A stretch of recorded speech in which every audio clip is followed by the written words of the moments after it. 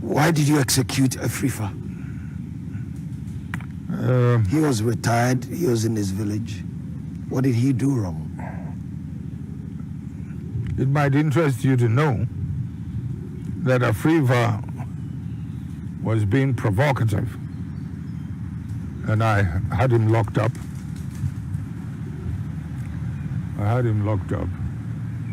And he wasn't feeling too good.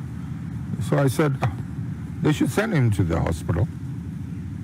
And after he recovered, I remember very well, and the gentleman who was keeping an eye on him was called Dennis. He was also in Achimota school, 1 or 2 years ahead of me. He was with intelligence machinery then, that he had recovered. He's okay now. What do we? I said, let him go home. And yet, later, had to be brought back. You see what I mean? Why? One evening, I don't know if it was the evening before the departures had to take place. I went. You mean the executions? Correct. I went to see a respectable general of ours. In fact, someone who just had a close, what you call it? He just escaped, being hurt, also being killed on that June 4th day. A man whose life was saved because I held him in very high regard. So I went to show him the list. I was in a very heavy mood. I remember where he sat, and I sat on, what do they call it, a couch. Those leather things people rest their feet on. Yeah, the leather puff. Correct. And looking away from him. And I'd given the list to him. And I was very, very heavy. I'm saying I couldn't hold back the tears because we had tried everything to prevent it. The executions of the commanders. And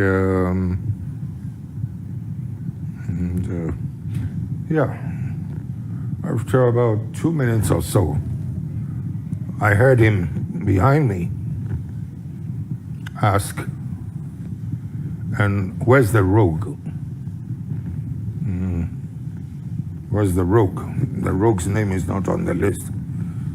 So, this shocked me a little. And did you know who he was talking about? No. So I turned towards him, expecting him to say who he meant by that rogue. Because here you are, trying to prevent a situation with such a list. For him to be asking to an additional name, a name that was also not on the list, took me aback a little, But I turned towards him and looking towards him. And so I was looking at him like, whose name is it? Who's the person? When he said Afrifa.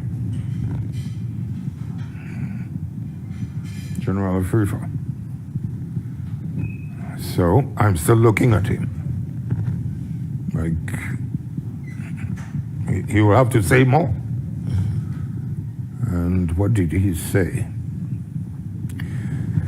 He said Afrifa had been advanced a good load of money to wage a campaign against Champong's union government. Yes, at that time, things were pretty hot.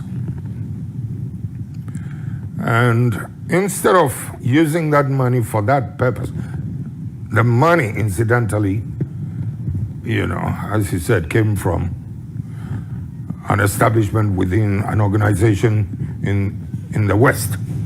I don't want to say the name now. And Yeah. And instead of using that money to wage that campaign against the Champong, he used it, according to the general, to edge out, what's his name? Mr. Pawili, who I believe was the leader of the UNC at that time. Correct. He edged out Pawili and took over the leadership of that party. I cannot recall. I wasn't too much into the politics of those days, but that's what he said. Whether it happened or not, I don't know. Oh, well, in politics, I guess that could be sinful enough, I guess. So I kept quiet, collected the list, and went away and did what I had to do. So did he add the name? Or did he ask you to then add the name? It was obvious that his name would have to be added. Okay. Because we would have to make some serious sacrifices. And the guiltier you are, the easier it could be. And here you had a list of innocent good people as well who would have to die to save hundreds. And this person was a general. Sure. Is he alive? Yes. Yes. Is he still your friend? Oh, no. You must have, in a way I was a little naive also around that time.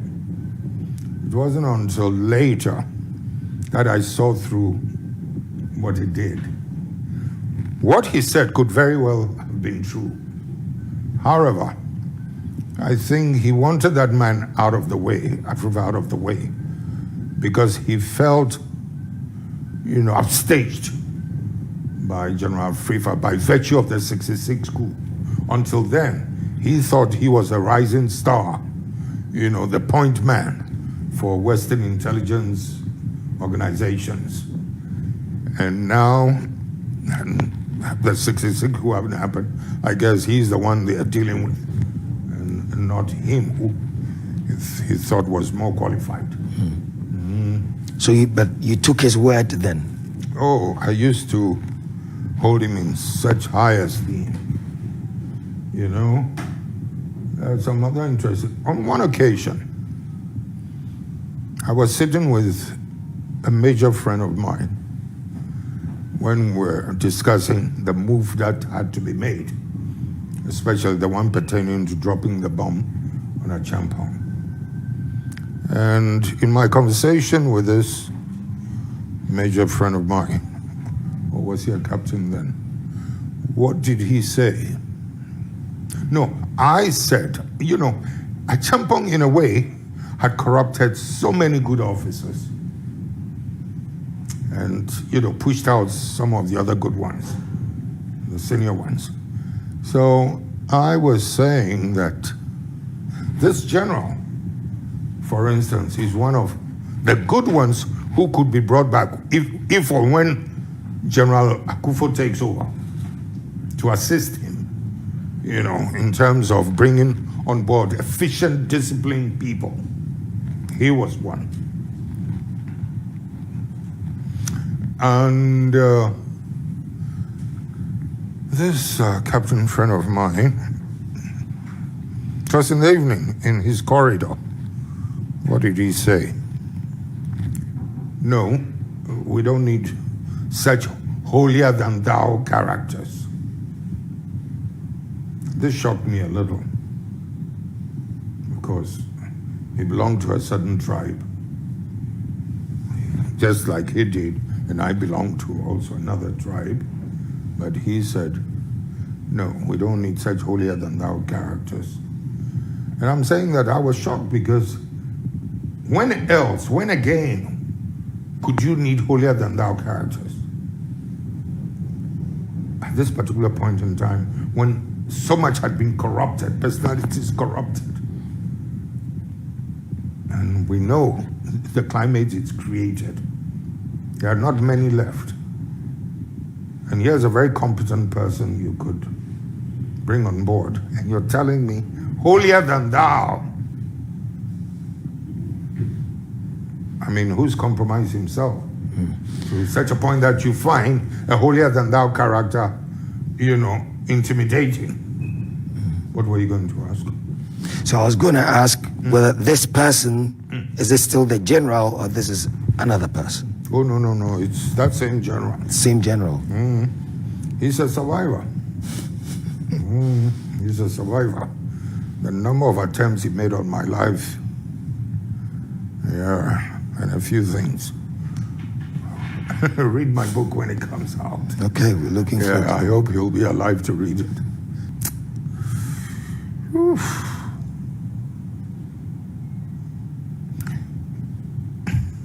No, I'll stop here. Okay.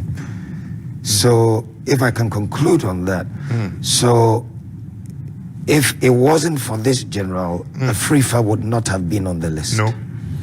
And so Afrifa's name on the list was not your preference. No. I don't think. No, when we compiled the list, none of us had him in mind. I told you what had happened. He wasn't too well. I had him detained and sent to the hospital. When he recovered, I told Dennis to send him home. Afrifa was not part of it. But when you hold such a general in awe, and you're just a young officer, thrust into a situation like this, and people have to go, and he tells you something like this, he would know. Yeah. And it's not illogical. Right. Do you regret it?